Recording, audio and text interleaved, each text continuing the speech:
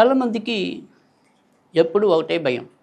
ఎప్పుడు ఏదైనా సరే ఏ పని అవ్వకుండా ఎవరో ఒకళ్ళు అడ్డుపడుతున్నట్టే అబ్బా! శనిలా అడ్డు తగిలాడు అనుకుంటూ ఉంటాం.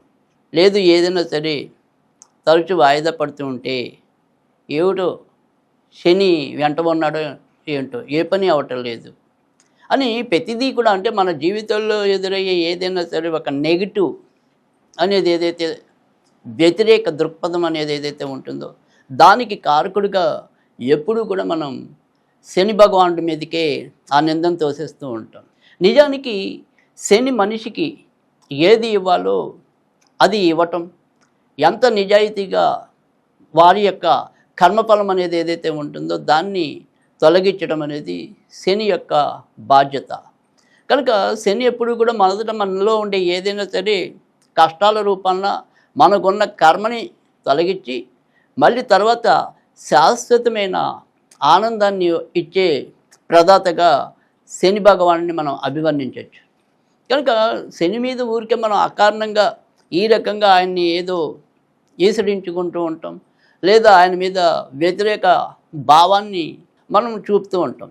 కానీ నిజానికి ఏంటంటే కనుక శని ఏది ఇవ్వాలో అది పరిపూర్ణంగా మనకి ఇవ్వటం అనేది, తర్వాత మరి ఏదైతే శని యొక్క ఆరాధన వల్ల కూడా మనకుండే ఏలినాటి శని కానీ, అష్టమ శని కానీ, అర్ధాష్టమ శనులు కానీ ఇలాంటివి ఏవైతే పీడ అనేది ఉంటుందో ఆ శని పీడ నుంచి కూడా మనం తప్పించుకోవడానికి అనేక రకాలైన పరిహార మార్గాల్ని మన పెద్దలు మనకు సూచించారు. అయితే ఇప్పుడు ప్రస్తుతం అయితే కనుక మనకి కుంభరాశి వారికి, మీనరాశి వారికి, మేషరాశి వారికి ఏలినాటి శని అనేది 7.5 ఏళ్ళ శని నడుస్తుంది. దాన్ని ఏలినాటి శని అంటాం.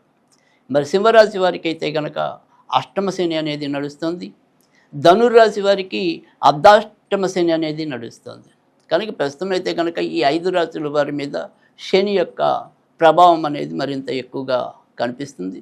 దాంతోపాటుగా ఇప్పుడు ప్రస్తుతం కర్కాటక రాశి వారికి కూడా భాగ్యస్థానంలో శని ఉండి వారి యొక్క అదృష్టానికి ఎంతో కొంత ఇబ్బందులు కలిగిస్తూ ఉండటం, మానసికంగా ఏదో రకమైన ఆందోళన కలిగిస్తూ ఉండటం అనేది కూడా జరుగుతుంది.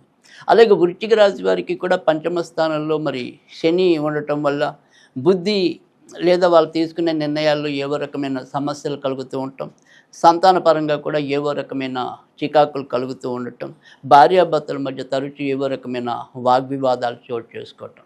కనుక ఈ రాశుల వారి మీద శని యొక్క తీక్షణత ఇప్పుడు కొద్దిగా ఎక్కువ స్థాయిలో ఉంది అని కూడా మనం చెప్పుకోవచ్చు.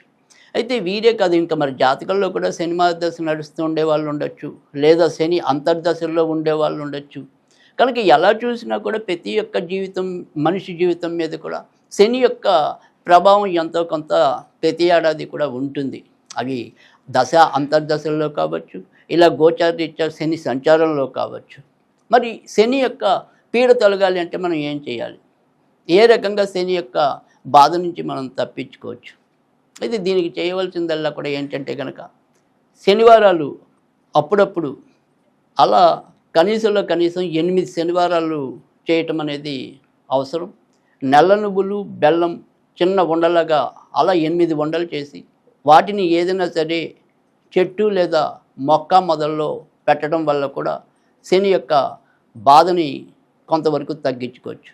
అలాగే శని గాయత్రి అనేది ఏదైతే ఉంటుందో దాన్ని మనం పడమరలో కూర్చుని, అంటే మనం పడమరలో కూర్చుంటాం, మనం తూర్పును చూస్తూ ఉంటాం, అంటే తూర్పుకి అభిముఖంగా అని అర్థం. ఆ రకంగా పడమరలో కూర్చుని శని గాయత్రి అనేది ఏదైతే ఉంటుందో ఓం కాకధ్వజాయ విద్మహి ఖడ్గహస్తాయ ధీమహి తన్నో మందః ప్రచోదయాత్, ఈ రకంగా 19 సార్లు శని గాయత్రి పఠించినా కూడా మంచి ఫలితాలు రావటం అనేది జరుగుతుంది. మరి అంతేకాకుండా ఎవరైతే ప్రతిరోజు కూడా హనుమత్ సూక్తం అనేది చదువుకున్నట్టయితే కూడా దానివల్ల కూడా శనిపీడ తగ్గటం అనేది ఉంటుంది. తర్వాత మరి దారిద్ర్య దహన స్తోత్రం అని చెప్పి శివుడిది ఉంటుంది, అది చదివినా కూడా శని యొక్క ఇబ్బందుల నుంచి తప్పించుకోవడానికి ఉంటుంది.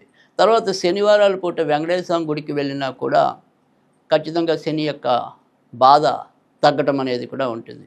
ఈ రకంగా శనికి సంబంధించిన ఆరాధన ప్రతి ఒక్కళ్ళు కూడా చేసుకుంటూ ఉన్నట్టయితే కనుక తప్పకుండా మంచి ఫలితాలు రావటం అనేది అయితే ఉంటుంది.